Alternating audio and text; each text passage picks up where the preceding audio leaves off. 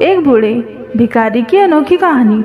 हर दिन एक भिखारी दरवाजे के पास आकर भीख मांगता था और घर का मालिक हमेशा घर के बाहर आते ही उसे देखकर फिर जाया करता। कई बार उसके लिए गालियां भी बकता। वो कहता, तू जिंदा ही क्यों है? पूरी जिंदगी ऐसे ही भीख मांगेगा क्या?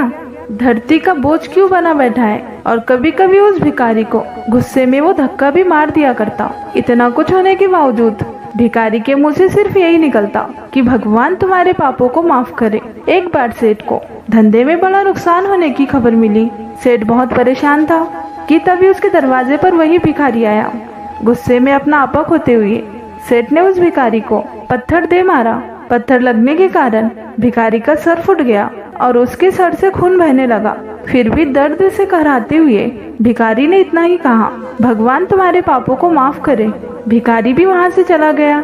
सेठ सोच में पड़ गए। भिखारी को पत्थर मारा, फिर भी उसने सिर्फ प्रार्थना की।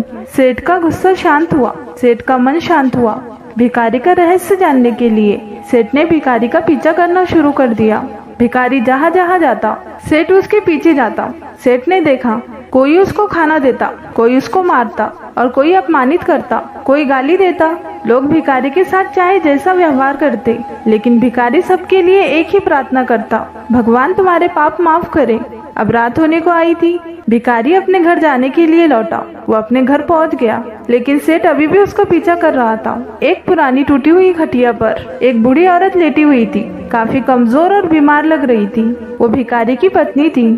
अपने पति को वापस आता देख वो खाट से उठ खड़ी हुई। पत्नी ने अपने पति के भीख वाले कटोरे में देखा, उसमें सिर्फ आदिवासी रोटी थी। उसे देखकर वो बोली, आज बस इतना ही मिला?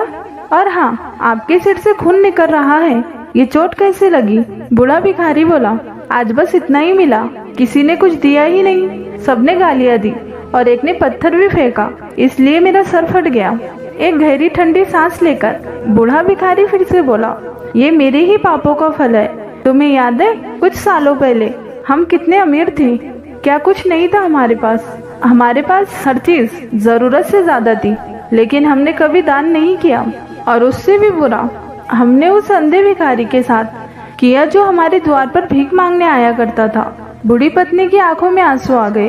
वो बोली, हाँ, हम उस बेचारे अंधे के साथ बहुत बुरा करते थे, उसका अपमान करते थे, उसे खाने के लिए रोटी की जगह कागज दिया करते थे, उसका मजाक उड़ाया करते थे और कभी कभी मारा भी करते थे। मैंने कभी उसको रास्ता नहीं दिखाया। एक बार मैंने उसके मुंह पर मिट्टी भी फेंकी थी और वो हमेशा दुखी होकर यही कहता कि भगवान तुम्हारे पापों की सजा जरूर देगा। उसका श्राप सच हुआ और हम इस दुख भरी जिंदगी में आ गए। भिखारी बोला, हाँ, उसका श्राप सच हुआ, इसलिए मैं किसी को बद्दुआ नहीं देता, चाहे कोई भी मेरे साथ कैसा भी बर्ताव करे। मैं हमेशा उसके लिए प्रार्थना करता हूँ। मैं नहीं चाहता कि कोई भी हमारे जैसे जिंदगी का अनुभव करे, किसी को भी हमारे जैसे दुखों का सामना करना पड़े। वो नहीं जानते कि वो कितना बड़ा पाप कर रहे हैं, इसलिए अनजाने में किए हुए पाप की ऐसी सजा किसी को भी मिले मैं नहीं चाहता। सेठ वहीं पर छुपकर ये सारी बातें सुन रहा था। अब उसे सब कुछ समझ आ गया था। भिखारी और उसकी पत्नी ने वो आधी रोटी मिल बांट कर खाए और भगवान को धन्यवाद बोलकर सो गए। अगले दिन बूढ़ा भिखारी फिर से भीख मांगने गया। सेठ के घर के पास जाते ही सेठ ने पहले से गर्म रोटियां उसके लिए निकाल रखी थी। सेठ विनम्रता से बोला, मुझे माफ कर दीजिए बाबा, मुझसे बहुत बड़ी गलती हो गई। बूढ़ा भिखारी बोला, भगवान तेरा भला करे। इतना कहकर वो आगे निकल गया।